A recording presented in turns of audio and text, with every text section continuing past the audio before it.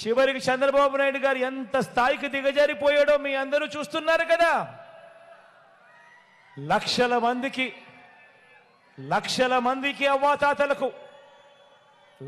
మందికి అవ్వాతాతలకు వికలాంగులకు వితంతు అక్క చెల్లెమ్మలకు ఇంకా తమను తాము పోషించుకోలేని అభాగ్యులకు ఈ పెన్షన్ రూపాయి అందితే తప్ప జీవితాలు కూడా గడవని వారికి నెల 1వ తారీఖున ఇంటికే వచ్చి సూర్యోదయానికంటే మునిపే చిక్కటి చిరునవ్వులతో పెన్షన్ ఇంటికే వచ్చి చేతికే ఇచ్చిపోతా ఉన్న వాలంటీర్లను ఏప్రిల్ 1వ తారీఖు నుంచి పెన్షన్ ఇవ్వటానికి వీలు లేదని ఎన్నికల కమిషన్ తన మనుషుల చేత, చంద్రబాబు నాయుడు గారు తన మనుషుల చేత ఫిర్యాదు చేసి ఆదేశాలు ఇప్పించాడు.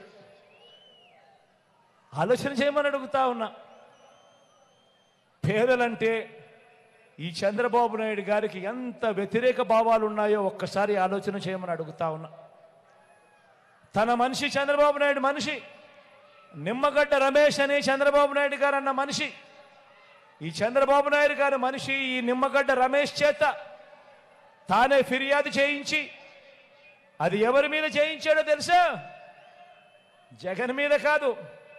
జగన్ను నేరుగా కొట్టలేడు కాబట్టి ఎవరికి నష్టం జరుగుతుందని కూడా ఆలోచన చేయలే. 66 లక్షల మంది పేదలకు నష్టం కలిగిస్తా ఉన్నా కూడా కనీసం ఇంకిత జ్ఞానం కూడా లేదు. పేదవాడికి నష్టం జరుగుతూ ఉంది, అవ్వలకు నష్టం జరుగుతూ ఉంది.